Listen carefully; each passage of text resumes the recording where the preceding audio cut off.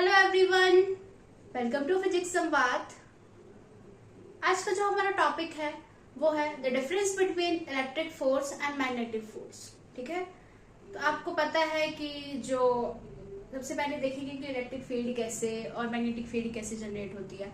तो आपको पता है कि जब कोई स्टेशनरी चार्ज होता है वहां पे इलेक्ट्रिक फील्ड होती है ना, और जैसे ही वो चार्ज मूव करने लगता है तो मूविंग चार्ज के पास मैग्नेटिक फील्ड होती है। ठीक है, तो आइए देखते हैं कि इलेक्ट्रिक फोर्स और मैग्नेटिक फोर्स के बीच में क्या डिफरेंस है। ठीक है, तो जब कोई चार्ज मूव कर रहा होता है तो उस पर एक फोर्स एक्ट करता है। ठीक है, जैसे इलेक्ट्रिक फील्ड में जब कोई चार्ज इलेक्ट्रिक फील्ड में मूव कर रहा होता है तो उस पर एक फोर्स एक्ट करता है जो कि होता है F=Q×E।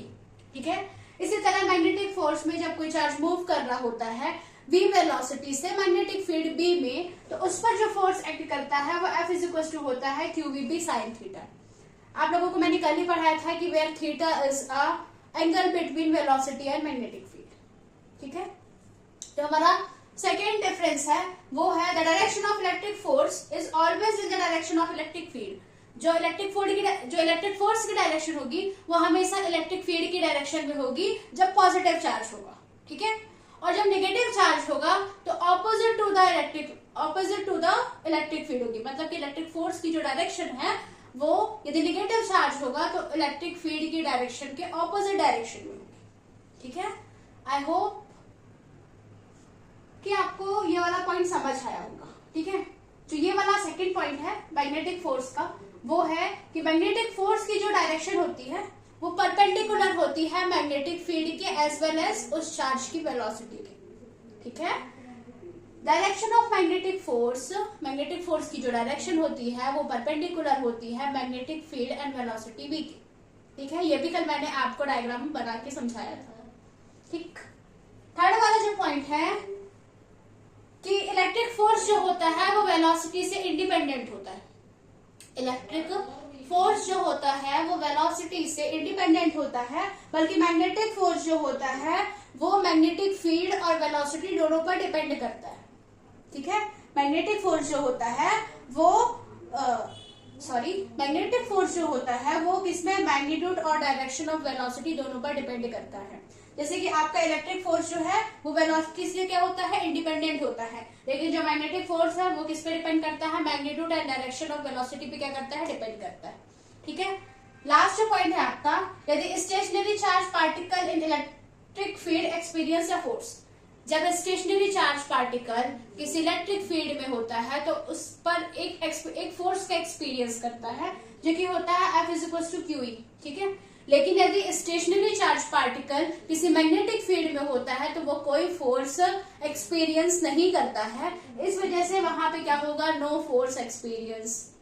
ठीक है, अब यदि यहाँ पे हम बोलेंगे नो फोर्स एक्सपीरियंस। ठीक है, यही थे आपके electric force and magnetic force के बीच में difference. So our next topic is rules finding the direction of Lorentz force.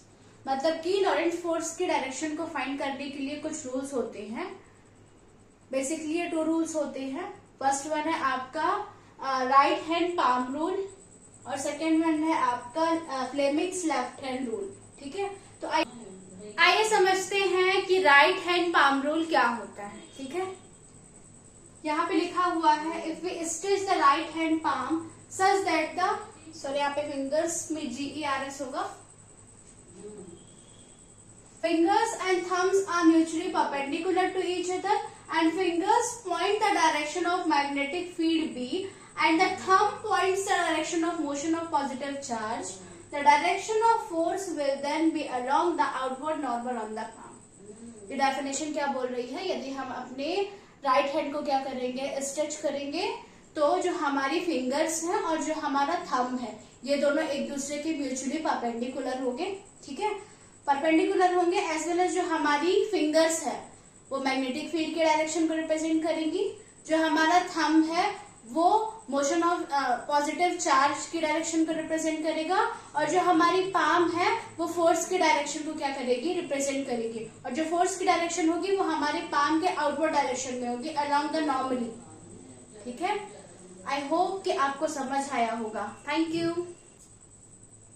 आइए देखते हैं कि फ्लेमिंग्स लेफ्ट हैंड रूल क्या होता है। ठीक है, फ्लेमिंग लेफ्ट हैंड रूल का यूज हम लॉरेंट फोर्स की डायरेक्शन को फाइंड करने के लिए करते हैं। तो फ्लेमिंग लेफ्ट हैंड रूल क्या होता है? फ्लेमिंग लेफ्ट हैंड रूल बोलता है if we stretch the thumb, forefinger and centre finger of the left hand mutually perpendicular to each other such that the forefinger point the direction of magnetic field B and the center finger point the direction of motion of positive charge, then thumb will indicate the direction of force acting on the charged particle. ठीक है, आइए इसको समझते हैं ये बोल क्या रहा है। यदि हम अपने लेफ्ट हैंड को क्या करते हैं, स्ट्रेच करते हैं। जब हम स्ट्रेच करेंगे तो ये हमारा थंब है, ये हमारी फोर फिंगर है और ये हमारी क्या है, सेंट्रल फिंगर है। ठीक है, तो जो हमारी फोर फिंगर है वो मैग्नेटिक फील्ड की डायरेक्शन को रिप्रेजेंट कर रही है, जो हमारी सेंट्रल फिंगर है वो डायरेक्शन ऑफ पॉजिटिव चार्ज को रिप्रेजेंट कर रही है, और जो हमारा थंब है, ठीक है, वो पॉजिटिव चार्ज पर किस डायरेक्शन में फोर्स लगता है उससे रिप्रेजेंट कर रहा है। ठीक है, और ये जो तीनों फिंगर्स हैं वो एक दूसरे के क्या होंगी, म्यूचुअली परपेंडिकुलर होंगी। Thumb, four finger and central finger, ये तीनों एक दूसरे के परपेंडिकुलर, म्यूचुअली परपेंडिकुलर होंगे। ये जो हमारी फोर फिंगर होती है वो मैग्नेटिक फील्ड बी के डायरेक्शन को रिप्रेजेंट कर रही है, जो हमारी सेंट्रल फिंगर है वो motion of positive charge of direction को रिप्रेजेंट कर रही है, और जो हमारा थंब है वो पॉजिटिव चार्ज में किस डायरेक्शन में फोर्स लग रहा है उसे रिप्रेजेंट कर रही है। आई होप कि आपको समझ आया होगा। Thank you.